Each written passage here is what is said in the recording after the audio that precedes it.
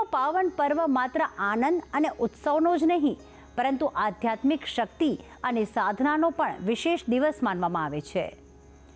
હોલિકા દહનની પરંપરામાં પ્રદક્ષિણાનું વિશેષ મહત્વ જણાવવામાં આવ્યું છે. કહેવાય છે કે ભક્તિભાવથી હોળીની પ્રદક્ષિણા કરવાથી નકારાત્મક શક્તિઓનો નાશ થાય છે અને જીવનમાં સુખ, સમૃદ્ધિ અને સકારાત્મક ઉર્જાનો પ્રવેશ થાય છે. પરંતુ હોળીની પ્રદક્ષિણા કેટલી કરવી અને તેનું ધાર્મિક મહત્વ શું છે, આવું જાણીએ ગુરુજી પ્રફુલભાઈ પંડ્યા પાસેથી.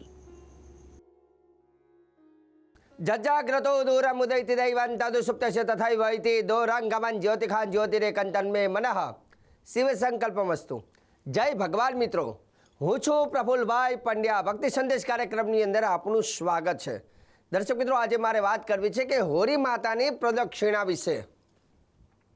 હોળી માતાની પ્રદક્ષિણા કેટલી કરવી જોઈએ અને હોળીની પ્રદક્ષિણા કરવાથી લાભ શું થાય છે, તો એના વિશે. પહેલું તો કે જે વ્યક્તિ હોળીની પ્રદક્ષિણા કરે છે એના જીવનના દુઃખ અને દરિદ્રતા બંને દૂર થાય છે. દુઃખ પણ દૂર થાય છે, દરિદ્રતા પણ દૂર થાય છે. અને ત્રીજું કે હોળીની પ્રદક્ષિણા કરવાથી આરોગ્ય સારું રહે છે. હોળીનું જે જ્વાળા જે છે એ થવાથી એવું કહેવાય છે, પહેલું તો કે એનો તાપથી, પ્રદક્ષિણા કરવાથી જે તાપ આપણા શરીરમાં જે લાગે છે એનાથી એ શરીરને તાકાત આપે છે, વૈજ્ઞાનિક દ્રષ્ટિએ અને શાસ્ત્રની દ્રષ્ટિએ. હવે શાસ્ત્રની દ્રષ્ટિએ એવું કહેવાય છે કે હોળી માતા જે છે એની કથા પણ એક અલગ છે. એવું કહેવાય છે કે પૂર્વજન્મના શ્રાપના કારણે હોળીને એ અસુરકુળમાં એનો જન્મ થયો હતો અને પરમાત્માએ કહેલું હતું કે તારી મુક્તિ થશે ત્યારે સમસ્ત દેવી દેવતાઓ પણ તને આશીર્વાદ આપશે. અને જે વખતે હોળી અસુરકુળમાં હતી એની પાછી આપણે કથા જોઈએ છીએ કે ભક્ત પ્રહલાદજીને પોતાના ખોરામાં બેસાડી અને અગ્નિરોધક નામનું વસ્ત્ર પહેરે છે અને અગ્નિ પ્રજ્વલિત કરવામાં આવે છે. અને એ વખતે એ અસુરકુળમાં જન્મેલી હતી, તેથી વૃત્તિ આસુરી હતી. પરંતુ પૂર્વજન્મનો જે શ્રાપ હતો એના કારણથી અસુરકુળમાં જન્મ થયો હતો. પણ જ્યારે પ્રહલાદજી એમના ખોરામાં બેસે, જ્યારે અગ્નિથી જ્યારે એ શરીર દહન થયું એટલે પાપમાં જે શ્રાપ હતો એ શ્રાપમાંથી મુક્ત થયા. અને શ્રાપમાંથી મુક્ત થયા ત્યારે સમસ્ત દેવી દેવતાઓએ પણ હોળીને આશીર્વાદ આપ્યા છે.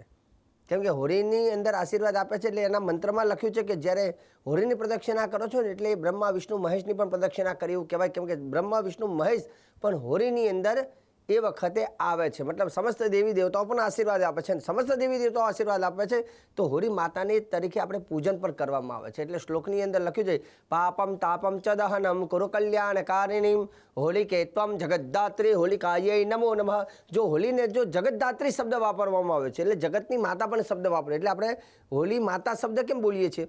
કેમ કે એનું કારણ કે અહીંયા શ્લોકમાં એવું પ્રમાણ આપ્યું છે. તો હવે અહીંયા આપણે આગળ વધીએ કે હોળી માતાનું પૂજન કરવાથી દુઃખ દરિદ્રતા પણ નષ્ટ થાય છે. કે મેં કહ્યું તે પ્રમાણે હોલિકાની રાત્રિને ચમત્કારી રાત્રિ પણ કહેવામાં આવે છે, જેને દારૂણા શબ્દ કહેવામાં આવે છે. તમને કદાચ કહી દઉં કે ઘણા બધા તાંત્રિક હોય એ પણ હોળીની રાત્રિની સામે, હોળીની સામે બેસી અને તંત્ર સાધનાની ઉપાસના કરવાથી અમને તંત્ર સાધનામાં સફળતા મળે છે. જે કોઈ વ્યક્તિ પોતાના ઘરની અંદર પણ નાના મોટા જપ, જો હોળિકાનો જે પ્રજ્વલિતનો ટાઈમ છે, પ્રજ્વલિત થાય ને ત્યાં સુધી, તો એ દરમિયાન પોતાના ઘરમાં જપ કરે છે ને તો એનું 1000 ગણું પુણ્ય એમાં મળે છે. તો હોળી માતાના પૂજાને લઈને, મંત્રને લઈને શાસ્ત્રમાં ઘણી બધી ચર્ચાઓ કરે છે. પણ આજે આપણો મેન જે પ્રશ્ન જે છે એ પ્રદક્ષિણાનો પણ છે. તો ખાસ કરીને જે લોકોના લગ્ન થયા હોય એ લોકોએ ખાસ હોળીની પ્રદક્ષિણા કરવી જોઈએ. તમારા ઘરે જો બાળકનો જન્મ હોય, પહેલી હોળી હોય તો બાળકને પણ પહેલાં દર્શન કરાવવા જોઈએ. આવું શાસ્ત્ર પ્રમાણિત છે. હવે વાત કરીએ પ્રદક્ષિણા કેટલી કરવી. તો પ્રદક્ષિણાની જ્યારે વાત આવે ત્યારે કોઈ વ્યક્તિને આપણે પ્રશ્ન કરીએ તો કોઈ વ્યક્તિ તરત એનો જવાબ આપી દે કે ભાઈ 5 કરવી, 7 કરવી, 12 કરવી, 15 કરવી, પોતપોતાની રીતે બધા કહી દેતા હોય છે. પણ હંમેશા એવી રીતે ઈચ્છા થાય એ રીતે કહેવાથી કે ઈચ્છા થાય એ રીતે પ્રદક્ષિણા કરવાથી એનો કોઈ મિનિંગ નથી. કેમ કે કોઈ પણ વસ્તુને તમારે કરવી છે તો પહેલાં એ વસ્તુને જાણવી જરૂરી છે. શિવજીની પૂજા છે તો અડધી પ્રદક્ષિણા કરવી. ગણેશજીની પૂજા છે તો ગણેશજીની પ્રદક્ષિણા જે શાસ્ત્રમાં લખી એ પ્રમાણે કરવી. માતાજીની વાત આવે તો માતાજીની પ્રદક્ષિણા એ રીતે કરવી. એકા ચંડા રવે સપ્ત ત્રિષ્ણકાર્ય વિનાયકૈ. એકા ચંડા, જો માતાજીની વાત હોય તો એક જ પ્રદક્ષિણા કરવી. સૂર્યની આવે તો 7 પ્રદક્ષિણા કરવી. વિષ્ણુ ભગવાનની હોય તો 4 પ્રદક્ષિણા. એટલે દરેક દેવનો નિયમ અલગ અલગ છે. બધી જગ્યા ઉપર આપણે એક નિયમ બેસાડી દઈએ એવું ના ચાલે. તો હોળી માતાની પ્રદક્ષિણા કેટલી કરવી તો એનું પ્રમાણ પણ હોલિકા સ્તોત્રમાં આપ્યું છે. અને હું હંમેશા વાત કરું છું પ્રમાણસરની વાત. ત્વદગ્નિ ત્રિપરિક્રમ્ય શબ્દ લખ્યો છે. ત્વદગ્નિ ત્રિપરિક્રમ્ય ગાયંતુ ચ હસંતુ ચ જલ્પંતુ સ્વેચ્છયા લોકા નિશંકા યસ્યન મતમ. શાસ્ત્ર એવું કહે છે કે ત્વદગ્નિ ત્રિપરિક્રમ્ય, ત્રિ કહેતા ત્રણ પ્રદક્ષિણા હોળીની કરવાની, નથી 4 કરવાની કે નથી 2 કરવાની કે નથી 7 કરવાની, તો હોળી માતાની 3 પ્રદક્ષિણા કરવાની. હવે રહી વાત પ્રદક્ષિણા જે કરો છો એમાં નિયમ શું છે? તો પહેલાં તો હોળી માતાની પૂજા કરવાની, કેમ કે પૂજા કર્યા બાદ પ્રદક્ષિણા છેલ્લે આવે. જેમ ષોડશોપચાર પૂજાનો જે ક્રમ હોય, પહેલું ધ્યાન હોય, પછી આવાહન હોય, પછી પાદ્ય અર્ઘ્ય આત્મા, આ રીતે બધી પૂજા થતી હોય. તો હોળી માતાને વધારે કંઈ તમે ના કરશો તો પંચોપચાર પૂજા કરી શકાય. પંચોપચારની અંદર 5 વસ્તુ. પહેલાં હોળી માતાને કંકુ અર્પણ કરો, પછી પુષ્પ અર્પણ કરો, પછી ધૂપ અંદર પધરાવો. ધૂપની અંદર કપૂર છે, ગુગળ છે વગેરે અંદર તમે પધરાવી શકો. માટીના કુડિયામાં એક દીવો કરો અને પ્રસાદની અંદર જે ખજૂર હોય, ધાણી હોય એ ભગવાનને અર્પણ કરો. અને પંચોપચાર કહેવાય, ધૂપ દીપ નૈવેદ્ય.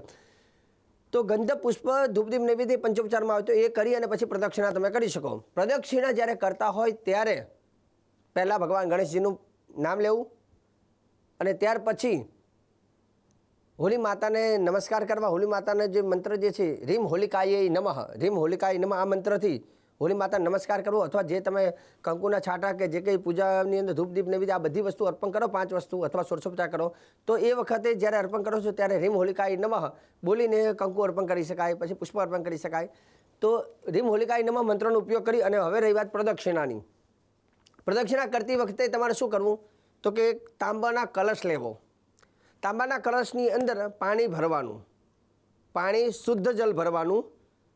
શુદ્ધ જલ એટલે કે આરોનું જે પાણી હોય ને, ઘરમાં આરો હોય અથવા ગંગાજલ, યમુના જલ વગેરે તીર્થના જલ હોય તો એ શુદ્ધ જલ ભરવાનું.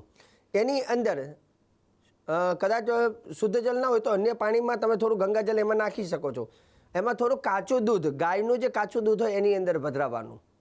અને એ લઈને તમારે હોળી માતાને તમારે ઊભું રહેવાનું પૂર્વ દિશા બાજુ. જેમ કે તમે ઊભા છો, સામે હોળી છે ને એની પાછળ પૂર્વ દિશા આવે છે, આ રીતે ઊભા રહેવાનું.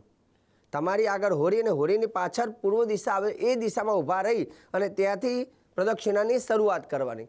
3 પ્રદક્ષિણા કર અને પાણીની જે જલની ધારા જે છે ને એ જલની ધારા કરતા રહેવાનું. પ્રદક્ષિણા 3 ફરવાનું અને જલની ધારા કરવાની.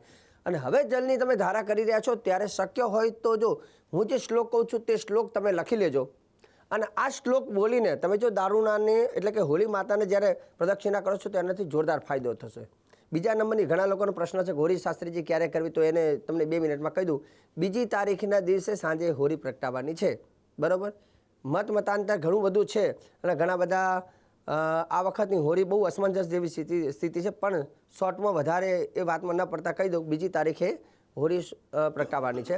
હવે રહી વાત કે હોળીની પ્રદક્ષિણા તમે જ્યારે કરો છો ત્યારે એ આ શ્લોક તમે લખી રાખજો.